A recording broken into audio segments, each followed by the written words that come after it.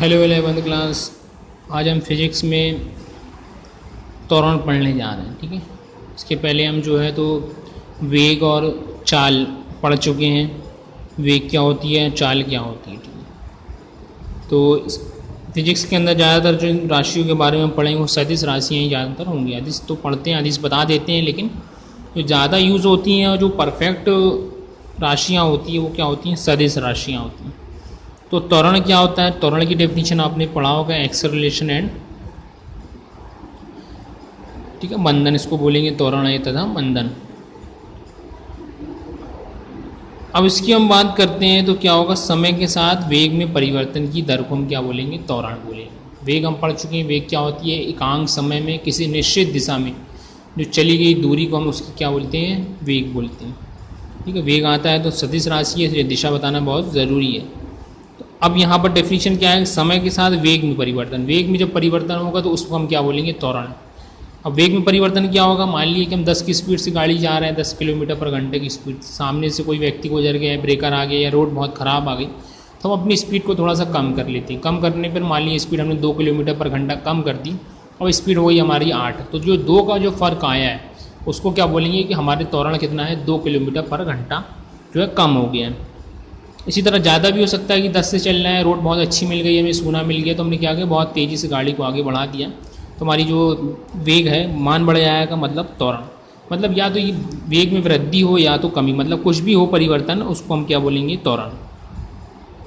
तो फार्मूला है तुम्हारा त्वरण इक्वल में वेग में परिवर्तन बटा समय अंतराल। ये यहाँ से आप डेफिनेशन लिखेंगे, तो त्वरण इक्वल वेग में परिवर्तन बटा समय अंतराल। इसे ए के संकेत द्वारा प्रदर्शित किया जाता है। अगर फॉर्मूले के रूप में लिखना है तो हमने माना किसी क्षण टी पर, t1 पर वेग कितना रहा, v1 रहा, और क्षण t2 पर वेग कितना हो गया, v2 हो गया। तो त्वरण बराबर क्या हो गया, वेग में परिवर्तन तो पहले कितना रहा, v1 रहा, बाद में v2 हो गया। तो अंतिम माइनस प्रारंभिक करेंगे तो v2 माइनस v1, और समय को भी t2 माइनस t1 करेंगे तो फार्मूला आएगा। जब दो राशियों का अंतर लिख तो हम किससे प्रदर्शित करते हैं, डेल से प्रदर्शित करते हैं। तो del v upon del t, ये त्वरण का फार्मूला आ गया, इसको यहाँ से आप लिख सकते हैं। दूसरा, यदि त्वरण धनात्मक होता है, मतलब v2 का मान ज़्यादा है, मतलब कि हमने स्पीड को बढ़ाया है, तो इसे हम त्वरण कहते हैं। ठीक है, किंतु अगर त्वरण ऋणात्मक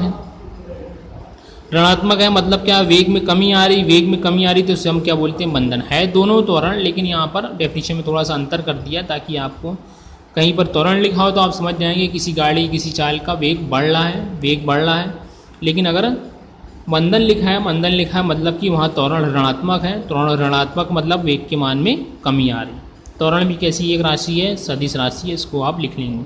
ठीक है, तो इसको पूरा आप लिख सकते हैं यहाँ से यहाँ तक। इसका मात्रक फिर वही है, मात्रक आया आपके सामने, मात्रक और विमी सूत्र, जो कि हर क्वेश्चन में आएगा। इसको अच्छे से सीख लें, जिनसे नहीं बनता है वो अच्छे से इसको पढ़ें, शुरुआत की पहली क्लासों को, और उसमें देखें त्वरण का मात्रक क्या होता है, वेग का मात्रक। ठीक है, फार्मूला बता चुके हैं कि फार्मूले से ही क्या बनता है, मात्रक, और मात्रक से बनता है विमी सूत्र। वेग का मात्रक और बटे समय, जो फार्मूला था। वेग का मात्रक हम क्या होता है, पीछे पढ़ चुके हैं, मीटर प्रति सेकेंड, और समय का मात्रक क्या, बटे में सेकेंड। ठीक है, तो 1 बटे में ये और सेकेंड आ जाएगा तो कितना आएगा, सेकेंड की घात 2, मीटर प्रति सेकेंड का घात 2, ये इसका मात्रक आ गया। विमी सूत्र की बात करेंगे तो विमी सूत्र कैसे निकालते हैं, मीटर को किस में नापते, लिखते हैं विमी सूत्र अपन एल से। ठीक है, तो इसको हमने लिख दिया एल से, बटा समय को किससे लिखते हैं, हम टी से लिखते हैं, तो ये कितना हो गया, टी की पावर 2 हो गया। ठीक है, तो अब टी की पावर 2 जब ऊपर आएगी तो हो जाएगी माइनस 2, फार्मूला क्या हो गया, एल टी की पावर -2। ठीक है, एम यहाँ पर नहीं है, कोई द्रव्यमान कोई बात नहीं है, फार्मूले में द्रव्यमान नहीं है, तो इसकी पावर कितनी ले लेंगे हम, 0 ले लेंगे। तो ये त्वरण की आपको कंप्लीट डेफिनेशन हो गई, और उसका फार्मूला, मात्रक और विमी सूत्र, इसको आप लिख लेंगे। ठीक है, कि होता क्या है। अब इसके कुछ न्यूमेरिकल अगर हमें दिए हैं, आप चाहें तो उसको कर सकते हैं समझने के लिए, और नहीं चाहें तो छोड़ भी सकते हैं। ठीक है, न्यूमेरिकल से वैसे क्वेश्चन क्लियर हो जाता है।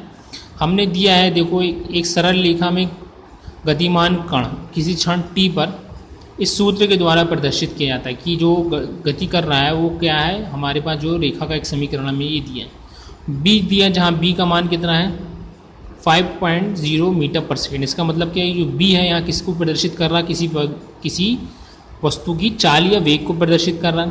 c क्या दिया है, -3.0 मीटर, मतलब ये किसी की लंबाई है। ठीक है, ऋणात्मक का मतलब ये है कि हम विपरीत दिशा में गति कर रहे हैं।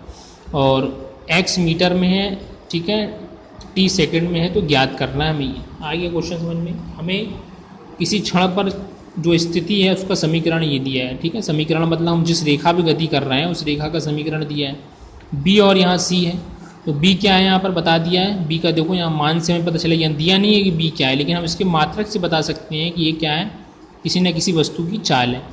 और c क्या है, दूरी को प्रदर्शित कर रहा है, दूरी माइनस में दी है, मतलब विस्थापन है, ये विस्थापन माइनस में दिया, मतलब ये क्या है कि हम विपरीत दिशा में, मतलब आगे की तरफ जाने के बाद हम पीछे आ रहे हैं, या फिर अपनी ये लोकेशन से हम पीछे की तरफ गति कर रहे हैं, ये बोल सकते हैं। x मीटर में है और t सेकंड में, तो हमें मान ज्ञात करना है। क्या ज्ञात करना है, t बराबर 1, t बराबर 1 1 सेकेंड पे, ठीक है, -1 सेकेंड, और t बराबर 0.5 सेकेंड और t बराबर 10 सेकेंड पर कण की स्थिति बताना है।